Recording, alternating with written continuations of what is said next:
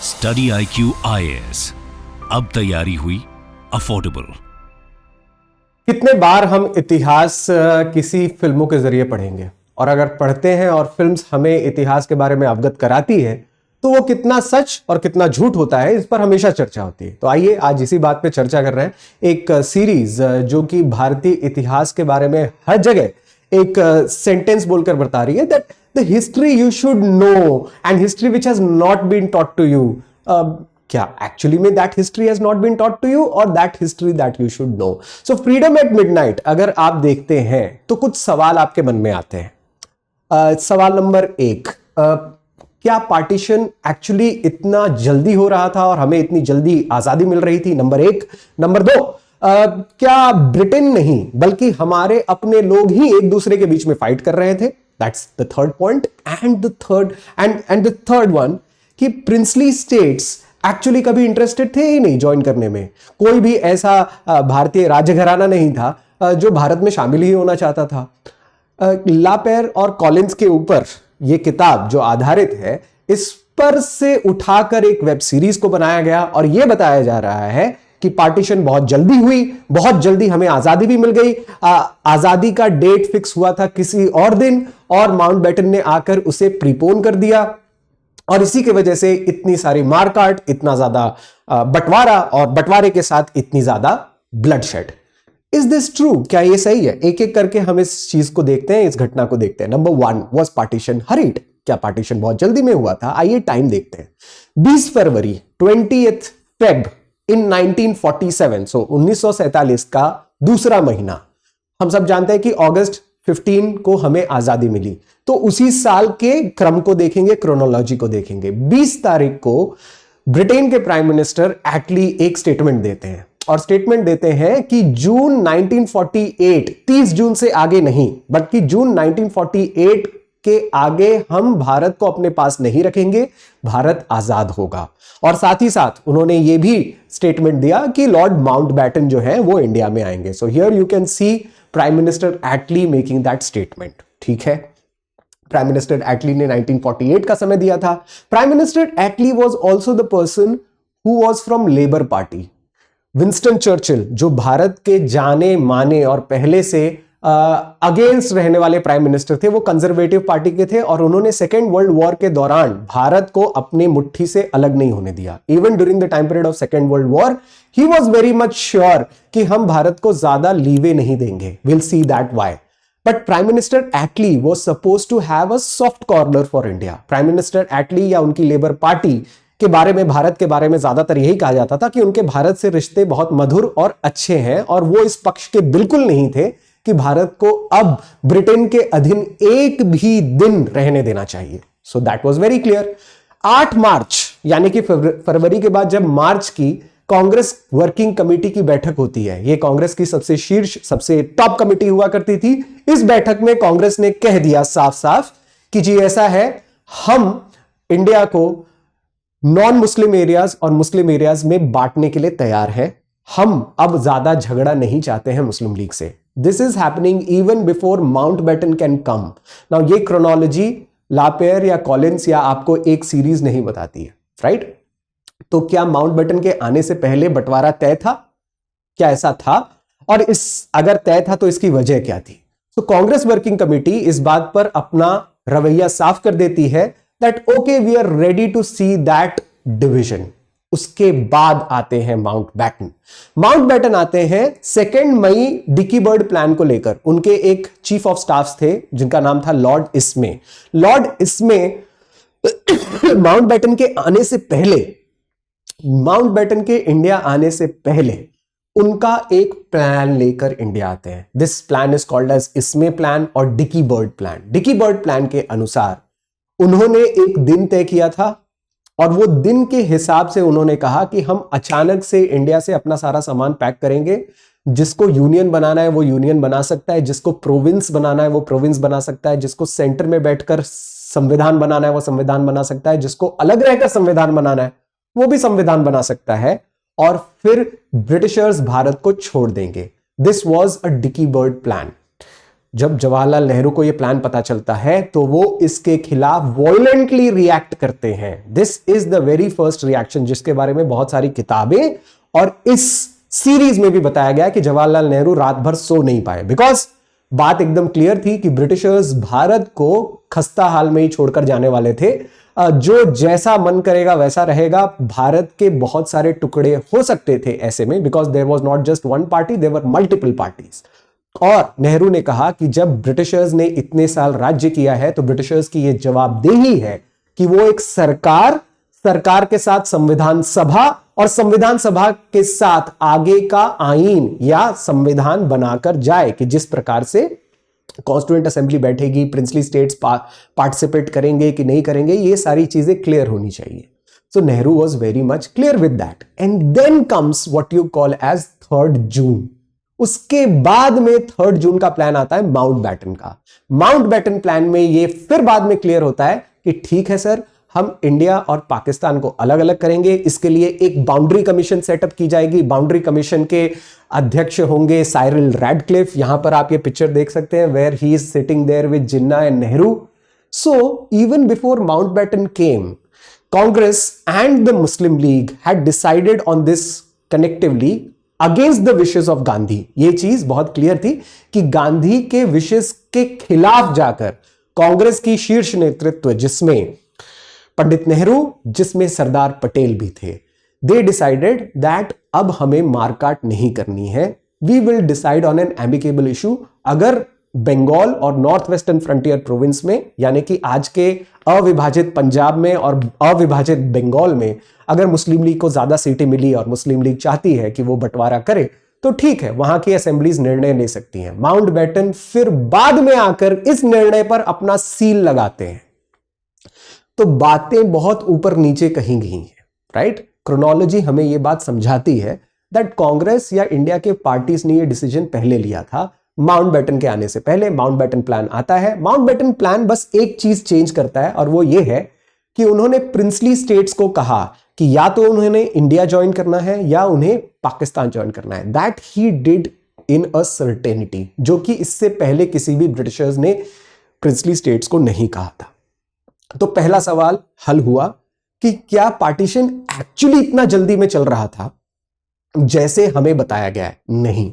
Stands were being chosen, stands were being taken, और stand लेने के बाद फिर डिसाइड किया।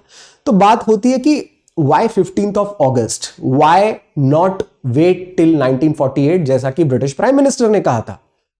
जब लॉर्ड माउंटबेटन ने अपना प्लान घोषित किया 3 जून को, और यह कहा कि 15 अगस्त को हम भारत को आजाद करेंगे, 14 अगस्त का डेट पाकिस्तान के लिए चुना गया, और वो भी जिन्ना के द्वारा चुना गया, वो माउंटबेटन के द्वारा नहीं चुना गया। तब ब्रिटिश सर्कल्स में बहुत ही सरप्राइज था। माउंटबेटन ने एक लेटर लिख के ब्रिटिश प्राइम मिनिस्टर को कहा कि ये डेट प्रीपोन करने का, यानी कि 1948 नहीं, 1947 के अगस्त में ही पार्टीशन और इंडिपेंडेंस देने का निर्णय इसलिए ले रहा हूं क्योंकि आगे लॉ एंड ऑर्डर की व्यवस्था बहुत देरी से और बहुत जल्दी से खत्म होती जा रही है। लॉ एंड ऑर्डर उस समय तक इंडिया में बचेगा नहीं। लोगों की एनार्की, यानी कि जनतंत्र, मॉब तंत्र जो होता है ना, भीड़ तंत्र जो होती है, वो हर एक कोने में फैल रहा है, दंगा हर एक कोने में फैल रहा है। ऐसे में ज्यादा दिन हम नहीं ले सकते। दूसरी चीज, वो इंडियन प्रिंसली स्टेट्स को ज्यादा सोचने का समय भी नहीं देना चाहते थे। 3 जून को उन्होंने प्लान घोषित किया और यह कहा कि आपको या तो इंडिया ज्वाइन करना है या तो पाकिस्तान ज्वाइन करना है, और अपने ज्योग्राफी के हिसाब से ज्वाइन करना है। यानी कि देख लीजिएगा कि अगर आप इंडिया के बीच में बैठे हुए हैं तो आप पाकिस्तान नहीं ज्वाइन कर सकते। For example, I am talking about Hyderabad, कि वो चारों तरफ से इंडिया से घिरा है, वो पाकिस्तान नहीं ज्वाइन कर सकता। That was also very clear by Mountbatten. तो माउंटबेटन की ये एक दूसरी ट्रिक भी थी जिसमें वो ज्यादा से ज्यादा इंडियन प्रिंसली स्टेट्स को इंडिया में विलय होने के लिए कह रहे थे और उन्हें ज्यादा समय भी नहीं देना चाहते थे। वो किस लिए? Because at this point of time United Nations was already in picture, और बहुत सारे इंडियन प्रिंसली स्टेट्स जैसे हैदराबाद, जूनागढ़ यूनाइटेड नेशंस जाने की तैयारी कर चुके थे। इनफैक्ट जम्मू कश्मीर के राजा भी यूनाइटेड नेशंस जाने की तैयारी कर चुके थे अपना अलग अलग राज्य बनाने के लिए, और माउंटबेटन नहीं चाहते थे कि यह मुद्दा किसी भी तरीके से इंटरनेशनलाइज हो। इनफैक्ट मैं आगे चल के तीसरे क्वेश्चन के बारे में भी डिस्कस करूंगा कि क्यों नेहरू, माफ करिएगा, क्यों सरदार पटेल और माउंटबेटन इन दोनों ने मिलकर इंडियन राजघरानाओं को एक तरीके से भारत में शामिल करने की पूरी जोर आजमाइश की, कवायद की। सो सवाल number 1 solves. Second, look at this pictures और look at this pages. Calcutta under mob rule, ये अमृत बाजार पत्रिका के पेजेस हैं, उस समय का नेशनलिस्ट न्यूज़पेपर हुआ करता था। Look at the pictures out here. Jinnah का डायरेक्ट एक्शन प्लान जो कि 16 अगस्त 1946 से चल रहा था, उसने इंडिया को लिटरली हर जगह दंगे झेलने के लिए मजबूर कर दिया था। And this created that form of urgency कि अब जल्दी से जल्दी पार्टीशन करना बहुत आवश्यक है। आगे की बात मैं SIP के बैच के बात करूंगा। सो SIP का batch has recently been launched and this is one of the most important flagship batch of study IQ। Prelims आ रही है और प्रीलिम्स के लिए स्टूडेंट्स के बीच में सबसे पहली प्रॉब्लम यही होती है कि बहुत जल्दी रिवाइज कैसे किया जाए। उसमें SIP आपकी मदद करता है। सक्सेस इन प्रीलिम्स इसका नाम है। 3 महीने के अंदर आपको पूरी सिलेबस रिवाइज करवा दी जाएगी। करंट अफेयर्स के साथ साथ टेस्ट सीरीज और टेस्ट सीरीज के साथ साथ जो चल रहे हैं इंपॉर्टेंट इश्यूज, उसके ऊपर टेस्ट्स लगातार होते रहेंगे। एवरीडे रिविजन्स और एवरीडे टेस्ट्स के भी प्रोविजंस हैं हमारे SIP बैच में। This has been the 3rd year of successful rolling out of SIP batches, provided you use the code ASHLIVE। ये कूपन कोड्स हैं, ये आपको ज्यादा डिस्काउंट देंगे, अदरवाइज आपको ज्यादा पे करना है। So don't pay the more prices, when you apply ASHLIVE you get to pay less prices. The batch are starting from 30th of November, don't forget that. Now coming to the idea of second question, कि क्या हमारे ही अपने लोग fight कर रहे थे, British लोगों का या ब्रिटिशर्स का इसमें कोई रोल नहीं था? जी नहीं। ये किताब की सबसे बड़ी प्रॉब्लम ये है कि ये हमारे 200 साल के फ्रीडम स्ट्रगल को 1 साल में समझाना चाहते हैं। For example, this book covers exactly the events which occurred in 1947 without paying heed या विदाउट पेइंग एक्नॉलेजमेंट कि इससे पहले ब्रिटिशर्स ने हमारे साथ क्या किया। फॉर एग्जाम्पल, 1947 का बंटवारा और उसके बंटवारे की कहानी 1947 से नहीं, 1946 से नहीं, 1905 से शुरू होती है, जब ब्रिटिशर्स ने सबसे पहले बंगाल को विभाजन किया था। जी हां, तो उन्होंने सबसे पहले जब बंगाल को विभाजन किया तो वो तो धर्म के नाम पर विभाजन किया था, और वहां पर हमने बंटवारा नहीं मांगा था। वहां पर ब्रिटिशर्स ने जानबूझकर बंटवारा किया और हमें धर्म के नाम पर लड़ाया, नंबर 1। इसके बाद भी वो नहीं माने। इसकी for example Bengal, east Bengal और वेस्ट बंगाल के डिविजन्स को अगर आप देखना चाहें, this is a very interesting division. आप देखेंगे, और ये चीज हम अपने क्लासेस में पढ़ाते हैं, बट बिकॉज नॉर्मल लोग भी इस बारे में बहुत अच्छे से जानते हैं कि किस तरीके से मुस्लिम आबादी वेस्ट बंगाल में बहुत कम थी, ठीक just around 16%, but look at Muslim आबादी इन ईस्ट बंगाल 58%। तो ब्रिटिशर्स ने ईस्ट और वेस्ट बंगाल को बांटा धर्म के आधार पर कि ईस्ट बंगाल में मुस्लिम प्रदेश या मुस्लिम लोगों की जनसंख्या ज्यादा हो जाए और वेस्ट बंगाल में हिंदुओं की जनसंख्या ज्यादा हो जाए। What was the need for that? क्या बंगाल एकत्रित नहीं था? क्या बंगाल एक तरीके से नहीं चल रहा था? इनफैक्ट इसका जवाब हमने स्वदेशी मूवमेंट से दिया। यह बात कॉलिंस और लापेयर तो नहीं बताएंगे आपको किताब में, और ना ही वो वेब सीरीज बताएगा। दूसरी चीज, 1909 में उन्होंने वापस मुस्लिमों को सेपरेट इलेक्टोरेट देकर राजनीति में, यानी कि भारतीय राजनीति में धर्म घुसाने की कोशिश की। 1906 में ही मुस्लिम लीग का भी गठन होता है। For example, here you are seeing Aga Khan and Nawab Salimullah of Dhaka, जिन्होंने मुस्लिम लीग की शुरुआत की। और 1909 में तो जिन्ना भी मुस्लिम लीग के पार्ट नहीं थे। 1909 में तो वो कांग्रेस के वर्कर थे। सो जिसके पहले जिन्ना, मतलब जिन्ना के पहले अगर कोई मुस्लिमों के बारे में बात कर रहा था तो वो खुद ब्रिटिशर्स थे।